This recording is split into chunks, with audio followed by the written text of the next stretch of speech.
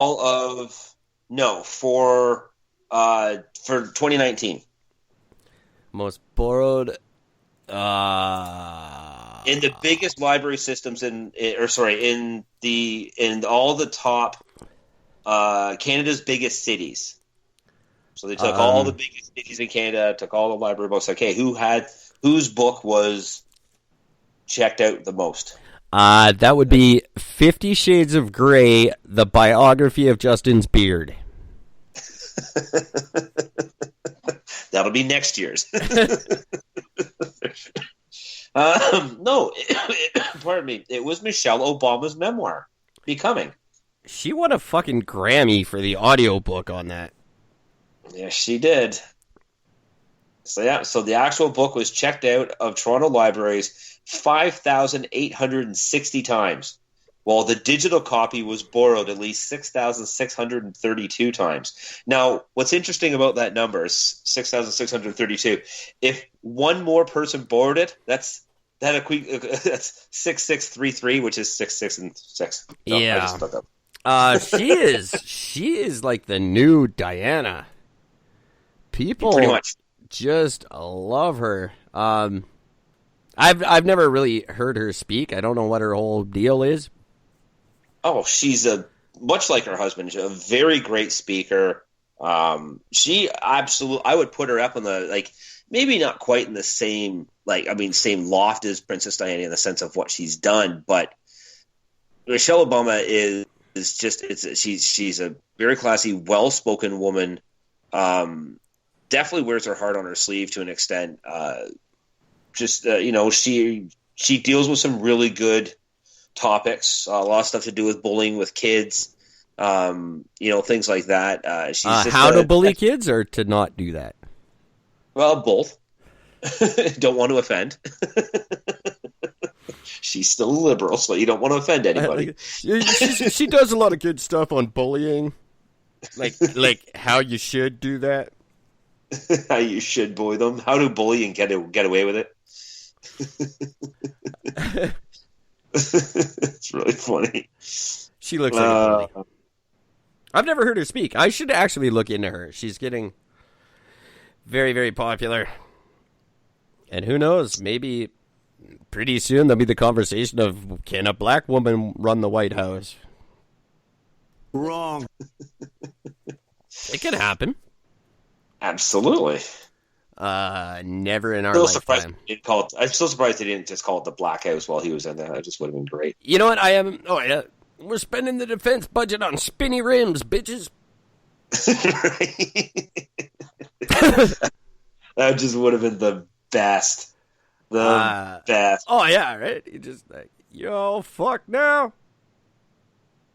Now, you know what? That actually really impresses me. I don't want to downplay. That makes me happy because I would have honestly guessed it was like Anne of Green Gables or something fucking stupid. So it does make me happy that Canadians are at least trying to pay attention to something relevant and of value to read, as opposed to it's this hour has 22 minutes retrospective book or fucking red greens, how to keep your marriage together, or some fucking bullshit like that. That's usually the answer to those stupid Canadian questions.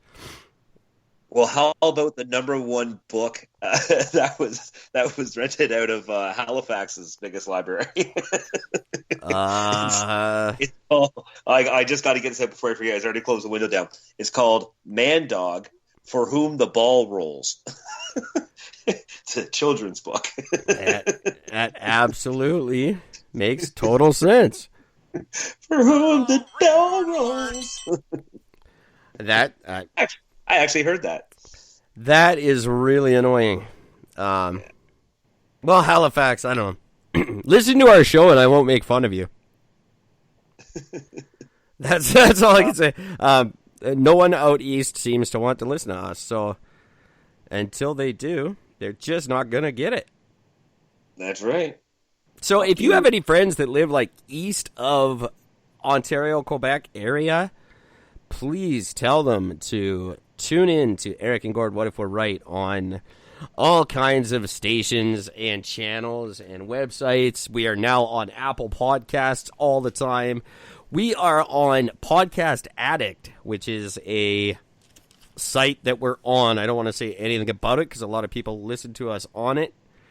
So I won't tell you that it sucks. We are also on, finally, once again, we are on iHeartRadio, now called iHeartMedia, because they don't just do radio.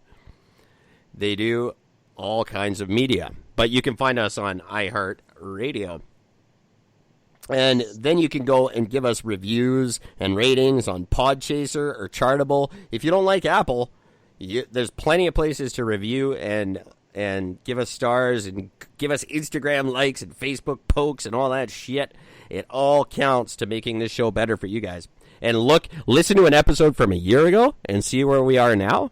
And then you might want to start contributing more because we just get better and better and better. Damn right we do. But if you don't start pitching in soon, we're going to go right back to shit, I promise. And it'll be so bad there won't even be a handbasket involved. That is not true. That'd be a good way to punish people. Hey, not enough of you are listening to us. We're going to make the show worse. We're just going to get really drunk and do episodes really hammered, slither our way through it. You know what? If that wasn't such a big genre, I probably would. Yeah, I know. There's like thousands of them, though. Well, it started with that drunk history thing on the fucking Comedy Network. Yep. And now there's like a whole bunch of drunk fucking podcasts, which is cool. Yeah. It's a cute idea. It's just been. I wouldn't. It just gets a little frustrating. It just gets a little frustrating. It's just like there's like political podcasting, drunken political podcasting. Yeah, right. Guess what? It's no different, guys. If I slur a little bit while I'm saying this shit, I'm still saying this shit. I'm still saying it. It's just going to come out a little more crass. It's not going to change my opinion if I'm a little more drunk than usual. Eric, I know how much you are just flat out sick and tired of hearing about all the gun deaths in America. So I'm not going to tell you of the story about a guy who was shot to death.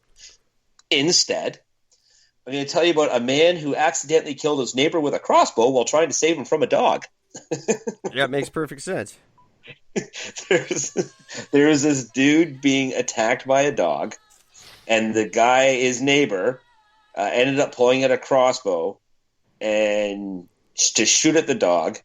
And they believe that the bolt struck one of the dogs, went through the door, and then fatally struck the neighbor who was attempting to barrack himself from the attack.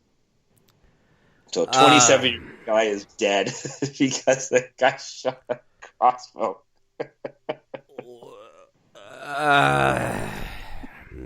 Well, I don't know. I don't even know what to say. At least it wasn't a gun. Right? I mean, it wasn't a gun. This is in Massachusetts, and that's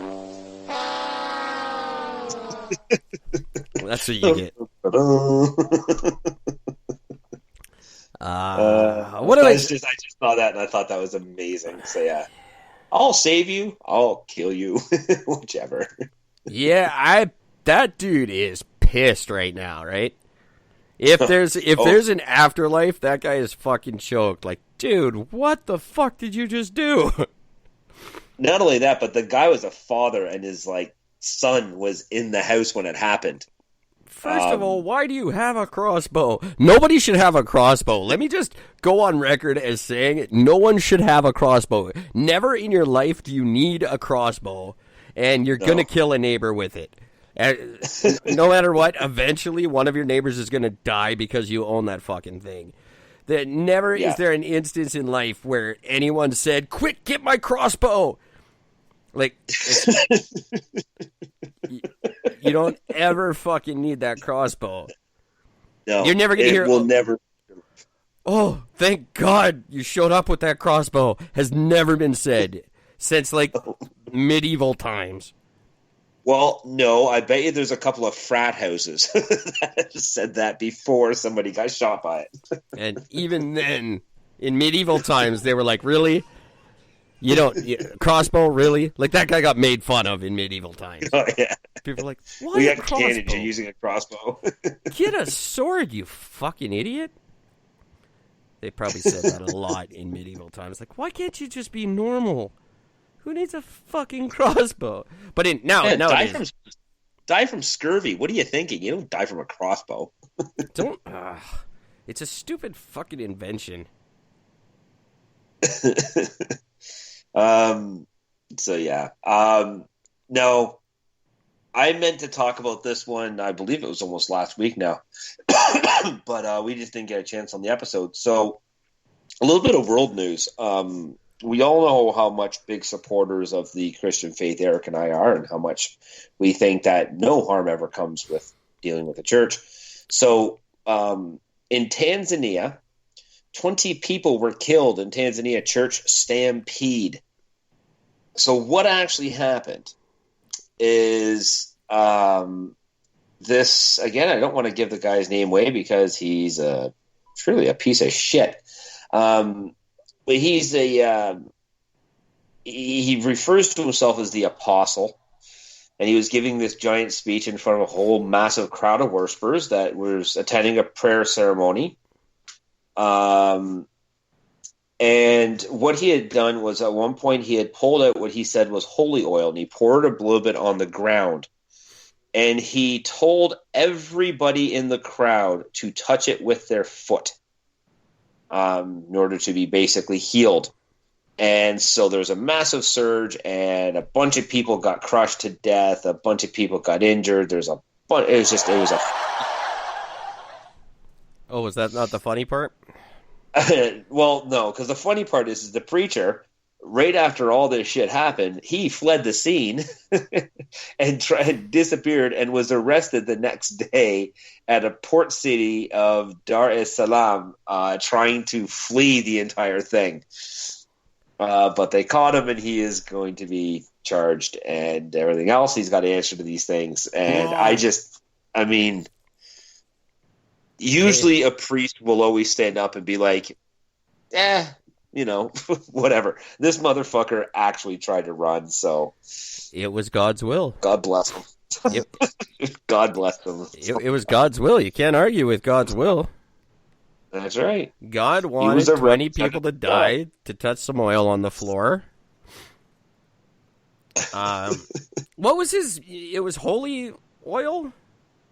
Yeah, holy oil. And that's a thing in Christian faith. There's it's basically a blessed oil. Yeah, no, like that's not a thing. Christians, I'm just sure so you know, Jesus blessed out oil somewhere. Yeah, no, Jesus didn't do that before he died. He didn't stop and bless. Like, hey, before I get on the cross, can I just bless some oil so some people could get trampled 2,000 years from now? That didn't happen. He didn't take the time to stop and bless shit before they hung him. He didn't have a lot of time to do that shit. So if someone oil. If some Yahoo tells you he's got blessed oil, he doesn't. It's not there. It doesn't exist. He didn't do that. And it's a symbol of God's grace at work through the faith of the believer. No, it's just a bunch of bullshit. There's no better way for me to tell you. None of that is true. Here's Trump saying it's wrong. Wrong. None of that is true. That stuff doesn't exist. There's no like fucking holy Costco where you can go stock up on this stuff. You know why? Because it doesn't exist. There is. Oh no! There you can order that if you want to buy it. You can buy it. Oh, absolutely. If you want to order some holy oil, I've got a stash here that I've been holding on to for a long time. If you want to order it, just get in touch with me at Donald Trump is a sack of shit at Outlook.com. Or you can even do Rose McGowan is stupid at Outlook.com. I will sell you as much holy oil as you can buy. I've got tons right now, and if this runs out, I can always get more. It's no problem. Hang on. I'll send you with a piece of the Berlin Wall and some of Michael Jackson's hair. There's actually two different types of oil. There's this it's there's the oil that the holy not the holy oil. There's a sacramental oil which is like holy water, which is basically just something that